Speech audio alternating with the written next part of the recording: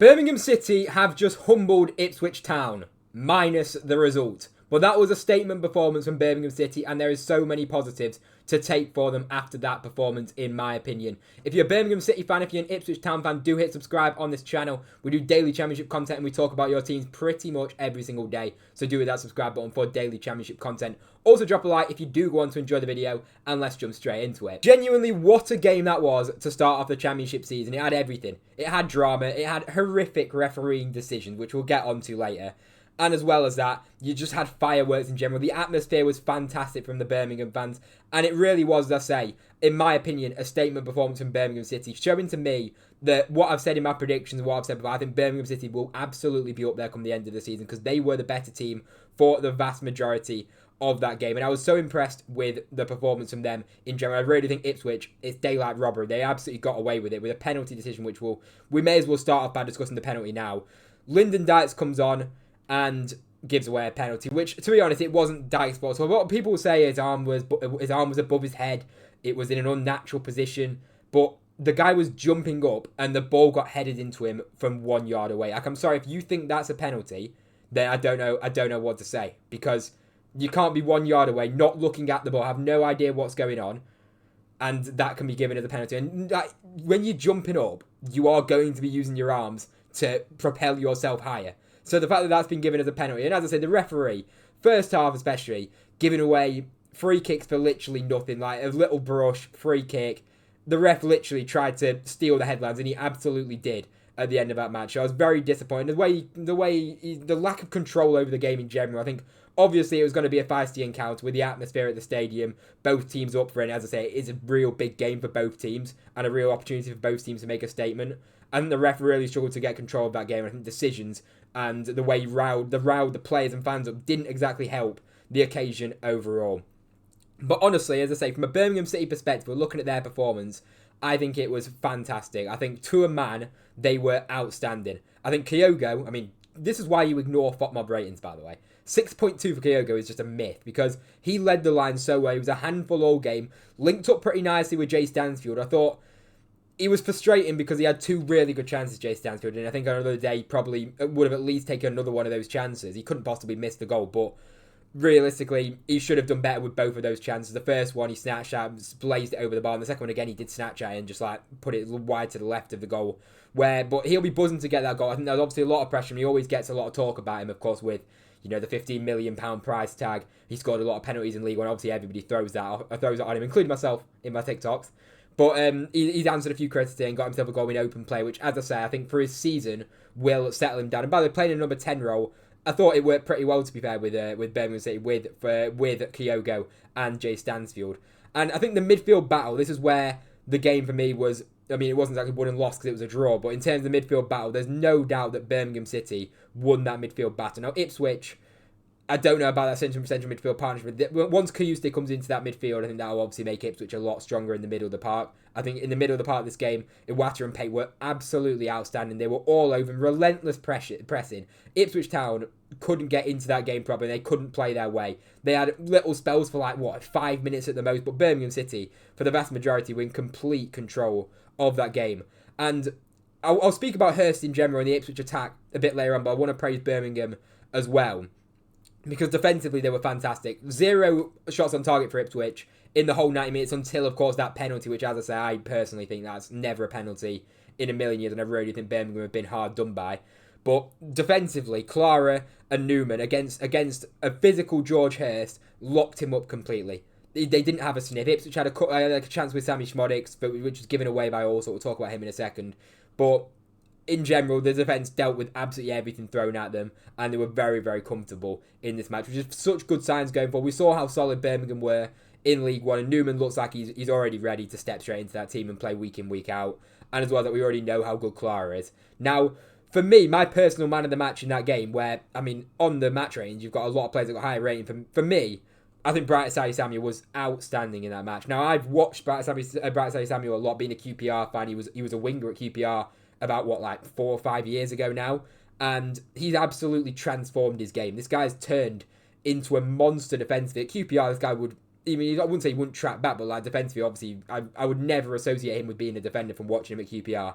so solid in defence, up for the battle, physical, and so quick going forward as well. I mean, he didn't get forward maybe as much as what he'll probably get forward in other games in the Championship to show his kind of attacking output. But defensively, this guy locked up Jack Clarke. He made Jack Clarke, who's been regarded as the best Championship winger, or one of the best Championship wingers for numerous years now. He locked him up and didn't let him have a sniff. Physically, couldn't get past him. Asai Samuel too quick. And Birmingham genuinely have. I mean, I know Coventry have two really good right backs in Hayden and Van Ewijk, but Birmingham City with that right back lineup of Ethan Laird and Asai Samuel, I worry for Ethan Laird. I think if they're going to stick with a 4-back formation, I don't see how Bright Asai Samuel's going to lose his place if he's going to play that, and if he is going to be that good week in, week out for Birmingham City. I was so impressed and pleasantly surprised. I knew he was going to be good, but obviously I've not watched him really as a right back. I watched him a couple of games of Fenerbahce, but genuinely, I was really, really impressed with him. And overall, such impressive performance. And a word on the atmosphere as well at the stadium. And the stadium atmosphere was fantastic. And also as well, just in goal, actually, I wanted to discuss Ryan also. Now, a couple of passes he did get wrong. He had a couple of good moments in terms of where he got given the ball under pressure. He didn't get exactly the best back passes where he dealt with it pretty well. A couple of occasions he did kind of struggle in terms of playing it out from the back. A couple of occasions he did, miss a kick, or as well as that pass the ball out of play, or pass the ball to Sammy Schmorritz, which they did get that chance. But for the most part, he was all right. But as I say, he didn't really have anything to do. It was more his kind of ball-playing ability, which is definitely something which... This is the game for also, which is going to be probably your biggest test up against a team like Ipswich, or one of your biggest tests. You're not going to be getting kind of pressed like that at St Andrews by many teams. I think Birmingham are going to be really dominant over the course of the season. And that's what it's kind of proved to me, that Birmingham this season will be right up there. Because this is meant to be, this is regarded as the heavy title favourites in Ipswich Town. And Birmingham, to me, have been better than them in every department, bar, unfortunately, the scoreline, which you've got to give credit to Ipswich. I know they shouldn't have got a penalty, in my opinion. It wasn't deserved. But at the end of the day, if you're going to play poorly, at least come out with something at the end of the game, which you've got to give credit to Ipswich with, that they did. And as I say, a really feisty game. I think Birmingham City did, after the penalty, they kind of lost the head. I mean, of course, they're going to be furious about the penalty. And then I think Connor Chaplin it was who came off the bench and booted the ball into the Birmingham City crowd, which riled up Clara, which then kind of brought out a massive scrap with everybody. I think Birmingham City fan even got involved in that as well. God knows if he'll be returning to St Andrews. I highly doubt that one. But yeah, a bit of a head loss after. I think the last few minutes could have. I think the game had gone on a few more minutes. I think Ipswich would have pressed on for another, just because Birmingham had completely lost the plot. Which obviously in future games, I mean, I don't think you can have that. Of course, it's a massive occasion, full house, crowds up for it. You are going to get fired up, of course, but I think they maybe need to tone that level of aggression down and make sure they don't kind of let it spill over, which I feel like they did kind of let it spill over after that penalty goal did go in. From an Ipswich perspective, I mean, I was so disappointed with Ipswich. I was expecting them to be decent, but now look, the midfield obviously signed this new Matasiwa. He was okay. I wasn't really too impressed. Jack Taylor, again, I don't know if he's not really for me like a championship winning midfielder, which is probably why he will drop to the bench for Kayuste. I think is fantastic. The main criticism for me is the attackers for Ipswich. I think Benitez, he's been out injured for so long. You can't really be too critical of him. I think Jack Clarke really has struggled since he signed for Ipswich and showed that again. He's not going to be don't get me wrong. He's going to be up against far worse opposition fullbacks than Bright Samuel, where he can show his quality, and probably fullbacks where physically it's going to be a bit more kind of an even playing field. If not, Jack Clarke maybe better physically, but in terms of his pace anyway. But Bright Samuel just strong, quick. He couldn't deal with him, and it just proves really that Jack Clarke isn't at it just proves again that he isn't really at the Premier League level, which he did prove last season. As I say, George Hirst, this is where I'm worried about for Ipswich, because obviously they've lost Liam Delap, a huge loss, and they've given George Hirst the number 9 shirt, I believe. And if he's going to be the striker week in, week out, I don't know if he's going to get that many goals. I think he really did struggle. I think he looked out of place, to be honest, up front. I think he just looked, in terms of he didn't really have too many touches that were great. He lost the most duels, it says there, in the match. I think he did just get locked up by them two Birmingham City defenders. And for Ipswich going forward, goals scored, I mean, they've got so many attackers in terms of that, but if these wingers aren't going to perform, and George Hirst is your striker, I'm a little bit concerned about Ipswich going forward in terms of that. And as I say, in my opinion, Ipswich completely got away with a point in that game. But then that being said, it is only one game. Now Ipswich will not be having the kind of test of Birmingham City going to that. I think that was the toughest away day you can get for Ipswich. Just to come out with a point, they definitely, in my opinion, would have taken that. And especially after the performance, they definitely would have taken a point. They actually have got Southampton next, which is another very difficult game. They've got a tough start with their opening 2 games. But it's one match for Ipswich. It's a bad performance, yes, and I do think they'll be up there come the end of the season, definitely. To walk the league, I mean, Birmingham City, that you just look at the quality of that starting 11, and the substitutes as well. You know, Tommy Doyle coming on, Ethan Laird. I'm not sure about Lyndon Dykes, to be honest, but you still have a very good squad and potentially more players coming. You've also got the new striker that's come in as well. You've got a lot of quality in that side, which is going to shine through over the course of the season. And I have no doubt that Kyogo is going to be fantastic this season for Birmingham City. I think he'll chip in with quite a few goals, and his overall play is such a handful, and just a very intelligent striker on the ball. And you can tell he's got that kind of experience, and obviously he's been around the block. And you can just see that from the way that he plays, especially in that game for Birmingham City. I was really impressed with him.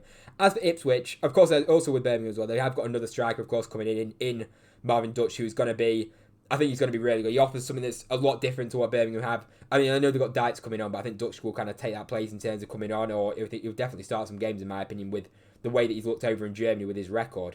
But it gives Birmingham another option, a physical presence up front who can bring others into play, got the stats to back it up as well. Add him to that attack, you've got another option in there, which I think is just going to benefit Birmingham even more. As I say, another kind of outlet and another kind of player that can add something different to Birmingham's artillery and their game. Ipswich Town, I think, definitely need to go back into the market. They definitely need more, in my opinion. I'm a little bit concerned, as I say, with the wingers. I think, obviously, they've got Kayuste. I still think they need another central midfielder. And I think number 9 could be a real problem for Ipswich if they don't address that situation, if they go into it with George Hirst. I think that, for me personally, they need another number 9. And defensively, they weren't shocking. As I say, I think it was a very difficult game to go to Birmingham and ask them to come away with a convincing win and, you know, play really well. I think it was always going to be difficult going to St Andrews in that game, in that electric atmosphere. So let me know what you think. If you're a Birmingham City fan, let me know. If you're an Ipswich Town fan, let me know what you think. Be very greatly appreciated as well if you could drop a like in the video. Subscribe to the channel as well if you are new around here. It takes 1 second. If you watch this point, do hit that subscribe button. Anyway, I hope you enjoyed the video. Thank you very much for watching, and I'll see you in the next one.